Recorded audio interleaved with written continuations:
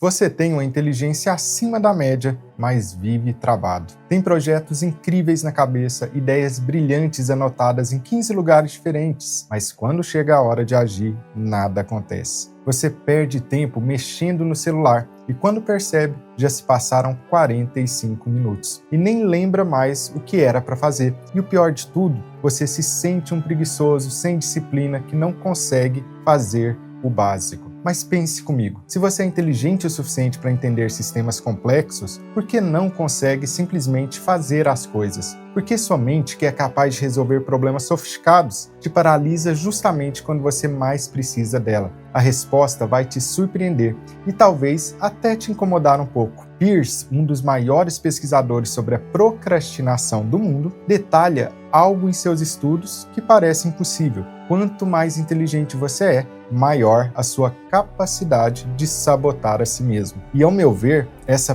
perspectiva muda completamente o que acreditamos sobre inteligência e produtividade. Sim, você escutou certo. Hoje você é vítima de um paradoxo cruel que atinge especificamente pessoas mais inteligentes. Talvez não seja legal ouvir isso, mas a sua inteligência nem sempre é a sua aliada nessa batalha. E por ser exatamente assim, eu vou te mostrar ao longo desse vídeo o que de fato está acontecendo dentro do seu cérebro. Por que sua inteligência às vezes te trai e como modificar esse sistema que está jogando contra você. Fica comigo até o final, porque você vai descobrir que o problema nunca foi capacidade, mas sim a forma como você usa sua mente, às vezes até contra si mesmo. Você já reparou como é fácil encontrar desculpas perfeitas para não fazer algo importante? Não é o momento certo, preciso de mais informações antes, vou esperar a inspiração chegar. Bem, deixa eu te explicar por que isso acontece. Pessoas inteligentes têm uma habilidade única e às vezes perigosa. Elas conseguem criar justificativas sofisticadas para a própria estagnação, para a falta de ação. Enquanto alguém com menos recursos cognitivos simplesmente pode dizer "não estou com vontade", você constrói argumentos elaborados que parecem lógicos, válidos e até estratégicos para não fazer alguma coisa. Digamos que você seja um estudante que passa horas pesquisando o método perfeito para organizar os seus estudos, mas nunca estuda de verdade. Vê o tempo passar, compra 3 agendas diferentes, mas não consegue de jeito algum se concentrar naquele estudo. O que será que está acontecendo aqui? Simples. Muitas vezes, o cérebro que é mais inteligente se tornou especialista em simular progresso sem produzir resultados reais. E quanto mais inteligente você é, mais consegue convencer a si mesmo de que dessa vez é diferente. E você realmente acredita que está sendo estratégico ao descansar e não simplesmente sendo preguiçoso. É como se a sua mente criasse uma narrativa convincente de que você não está adiando, mas sim está se preparando adequadamente para fazer aquilo. Mas adivinha só, existe uma explicação científica para isso que vai fazer tudo começar a fazer mais sentido. Este artigo que está na sua tela mostrou que o cérebro opera com 2 princípios aparentemente contraditórios. Às vezes, ele é econômico, guardando cada pedacinho de energia, e ao mesmo tempo pode se entregar totalmente, gastando muito quando precisa. O que isso significa na prática? Quando você tem uma tarefa importante pela frente, o seu cérebro analisa quanto esforço cognitivo aquilo vai exigir. Se a tarefa parece complexa, desconfortável, ele imediatamente ativa o modo economizador. É como se o seu cérebro falasse: para que gastar tanta energia agora se não tem perigo nenhum bater na porta? E isso é uma estratégia adaptativa, pois seu cérebro foi projetado para poupar recursos e para ser eficiente. Agora, ao mesmo tempo que ele está economizando energia na tarefa principal, ele não fica realmente em repouso. Sabe o que acontece? Ele pega toda aquela energia que deveria estar sendo usada no seu projeto e a espalha em outros processos, como, por exemplo, pensamentos divagantes, preocupações aleatórias, ruminação mental, aquele replay infinito de conversas embaraçosas que você teve 3 anos atrás, por exemplo. É como se o seu cérebro fosse aquela pessoa que diz que está economizando dinheiro, mas gasta tudo em comprinhas pequenas, que somam mais do que a compra grande que ela evitou fazer em primeiro lugar. Entenda, você não está realmente descansando quando procrastina. Nesse momento, o seu cérebro está redistribuindo inconscientemente sua energia mental para lugares improdutivos. E quanto mais inteligente você é, mais sofisticados são esses processos paralelos que roubam a sua atenção. Isso explica por que você se sente mentalmente exausto, mesmo sem ter feito nada o dia inteiro. Seu cérebro trabalhou intensamente, só que no lugar errado. Quando a gente entende que o cérebro não está sabotando, mas tentando nos proteger, a relação com ele pode mudar completamente. No meu livro Bipolar Sem Mistérios, eu falo sobre essa dinâmica e como é possível transformar bloqueio em clareza, sem forçar, sem se culpar, para pessoas que têm transtorno bipolar. Logo, se esse é um tema que te faz pensar, o link para o livro está na descrição. Pode ser um bom próximo passo nessa caminhada de autoconhecimento, principalmente para quem convive com o diagnóstico de transtorno bipolar. Voltando à procrastinação, se isso é um padrão automático, como você quebra ele? Vou te ensinar algo que é validado por estudos recentes sobre formação de hábitos que atacam esse problema da procrastinação pela raiz. Quando precisar fazer algo, comece pequeno. Separe de 2 a 5 minutos de uma atividade e faça ela. Por exemplo, você quer organizar os documentos do trabalho? Faça isso em 5 minutos. E assim por diante para qualquer outra atividade. Como ligar para alguém e resolver aquela pendência? Ou para dar uma geral na cozinha ou na sala da sua casa. O importante aqui é fazer você começar. Quando você começa uma atividade pequena, você ensina para o seu cérebro que aquilo é mais fácil. E, consequentemente, isso aumenta a sua expectativa, aumenta o valor que a tarefa traz, diminui a sua impulsividade, porque é tão pouco tempo que nem vale a pena você parar para procrastinar. Além do mais, isso elimina o atraso, porque fazendo algo em pouco tempo você vê o resultado rápido. Mas tem um outro segredo escondido por trás dessa técnica. E qual seria ele? A realidade é que você raramente vai parar nos 2 ou 5 minutos. Por quê? Porque o maior obstáculo não é fazer a tarefa, é começar a tarefa, é quebrar a inércia que mantém você parado. Os estudos mostram que o seu cérebro odeia tarefas inacabadas. Quando você começa algo, mesmo que por 1 minuto, ele abre um loop na sua mente, o que gera uma tensão cognitiva que só some quando você volta e termina ou avança para outra atividade. É como se o seu cérebro virasse aquela voz insistente, te lembrando das contas atrasadas ou da papelada acumulada. Ele não te deixa em paz até você sentar e finalmente resolver tudo. E olha só, isso que estou te falando é só o começo, porque existe um nível ainda mais profundo de ajuste que você precisa conhecer.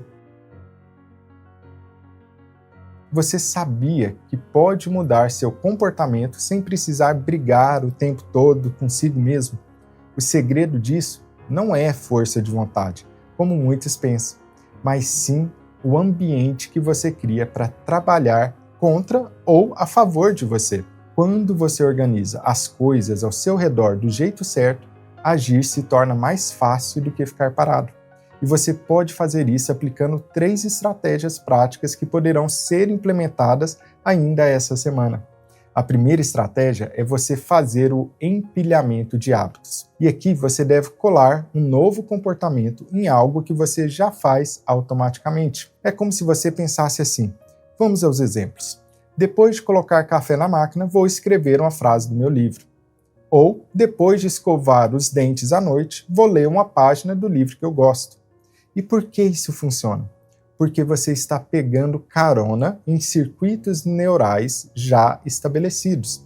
Seu cérebro já tem o automatismo de fazer o café, de escovar os dentes, de sentar para trabalhar. E nesse caso, você só anexa um novo comportamento nessa rotina existente. A segunda estratégia é você fazer a engenharia do seu ambiente.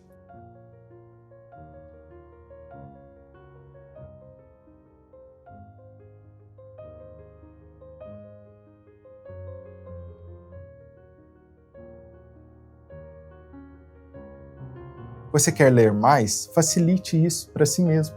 Deixe um livro jogado no sofá, outro na mesa de cabeceira, outro perto do café da manhã. Esconda o controle da TV numa gaveta. Instale um aplicativo que bloqueia as redes sociais como Instagram depois das 8 da noite. Invista numa boa luminária para aquele cantinho onde você realmente vai querer ficar. A lógica por trás disso é simples. Se você quer mudar um hábito, tem que deixar o caminho mais fácil para que ele aconteça. O que você quer fazer precisa ser a opção mais evidente, óbvia, no seu dia a dia. E finalmente a terceira estratégia é fazer o agrupamento de tentações. E aqui eu me refiro sobre você juntar algo que precisa fazer com algo que você gosta de fazer. Por exemplo, sabe aquela pilha de afazeres que você tem no trabalho que é a sua obrigação de resolver, mas você constantemente entrega atrasado? Você não faz isso porque você não sabe resolver aquilo.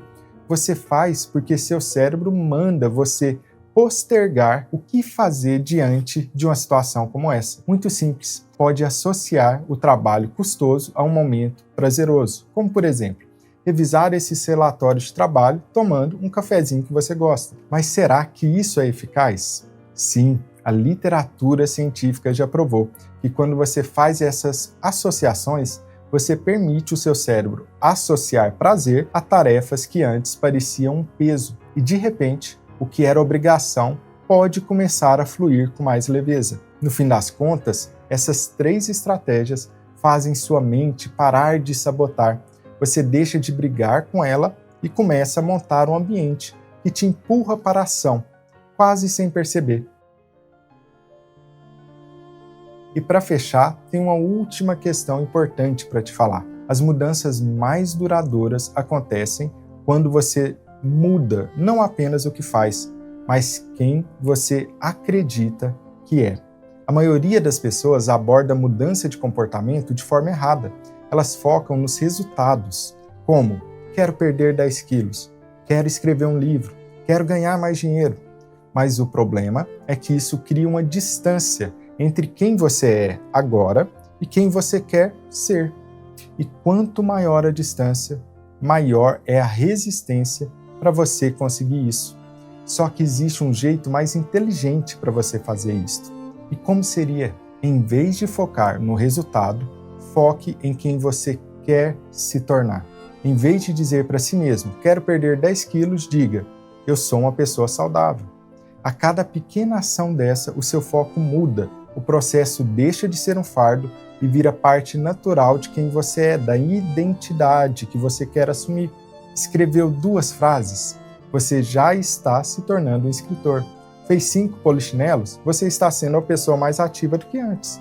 Leu uma página de um livro, você já está se tornando alguém que leu mais do que anteriormente. Essas pequenas ações mudam tudo.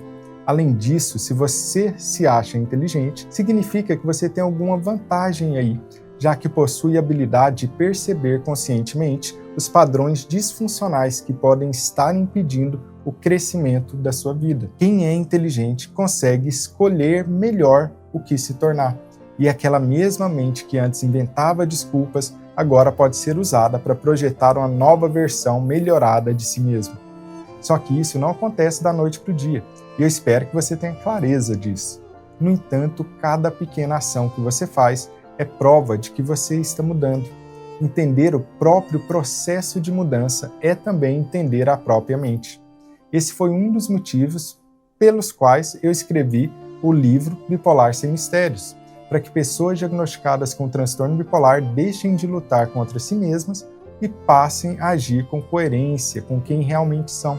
Essa compreensão permite a essas pessoas construir uma vida mais estável, mais leve, com autonomia e propósito. Ele foi escrito em uma linguagem simples, humana e nada técnica. O link está aí na descrição do vídeo.